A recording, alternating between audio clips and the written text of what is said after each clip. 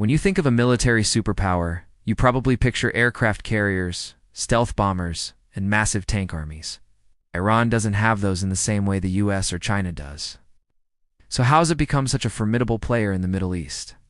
The answer lies in a clever, decades-long strategy of turning weaknesses into strengths.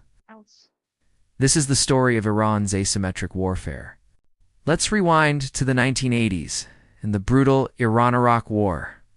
This conflict shaped everything. Iran, isolated and outgunned, learned a harsh lesson. It couldn't compete head-to-head in a conventional fight. So, instead of trying to build an expensive air force or navy to match its rivals, it invested in something different: deterrence and disruption. The strategy has three core pillars: missiles, proxies, and geography. First, let's talk about missiles. This is Iran's big stick. After the war, they poured resources into developing a massive and diverse ballistic missile arsenal. We're talking short-range, medium-range, and they're always working on longer-range capabilities. Why missiles? Because they're a powerful deterrent. They can't stop an invasion, but they can inflict immense pain on any attacker. Think about it from the perspective of a potential adversary. Even if you have a superior air force, you have to consider the risk of Iranian missiles raining down on your cities, military bases, or critical infrastructure like oil refineries. This is the classic logic of deterrence. You do and have to win the war. If you can make the cost of starting one too high for your opponent, it's a strategic equalizer. They've developed missiles that are increasingly precise, harder to intercept, and can be launched from mobile hidden locations, making them a constant, credible threat. The second pillar is what many call the axis of resistance. This is a network of allied governments and non-state militant groups across the region. It's from Hezbollah in Lebanon and the Houthis in Yemen to various militias in Iraq and Syria. Iran has cultivated deep relationships. This isn't just about friendship, it's about strategic depth.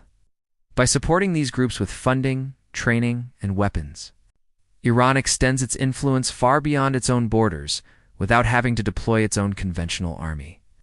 These allies act as a forward line of defense. They can pressure Iran's regional rivals, like Israel and Saudi Arabia, and bog down their adversaries in costly, draining conflicts.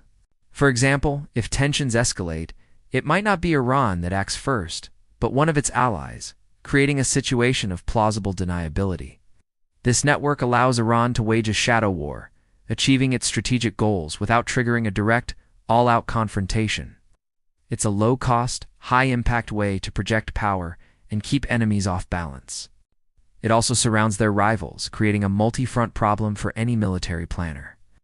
The third and final pillar is geography. Just look at a map.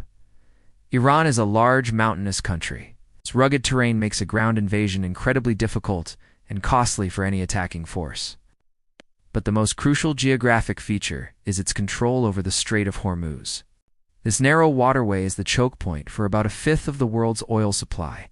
Iran's navy, particularly the fast-attack craft of the Islamic Revolutionary Guard Corps, is designed not to control the seas, but to disrupt them. They don't need to defeat the US Navy, they just need to be able to threaten shipping in the strait. The mere possibility of them mining the strait or using swarms of small, fast boats armed with anti-ship missiles can send global oil prices skyrocketing and create an international economic crisis. This ability to hold the global economy hostage is another powerful deterrent. It ensures that any conflict with Iran would have worldwide repercussions, drawing in international players and massively complicating any military campaign against them. It's the ultimate asymmetric advantage. So when you put it all together, you see a picture of a military power that doesn't play by the conventional rulebook. Instead of expensive aircraft carriers, it has a web of regional allies. Instead of a high-tech air force, it has a massive arsenal of ballistic missiles. And instead of trying to project power globally, it leverages its critical geographic position to deter any attack.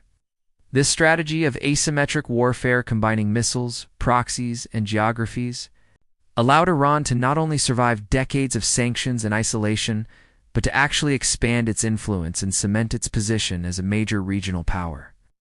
It's a masterclass in turning limitations into strategic advantages. It's a reminder that military strength isn't just about having the biggest and most expensive toys. It's about having the smartest strategy. Thanks for watching.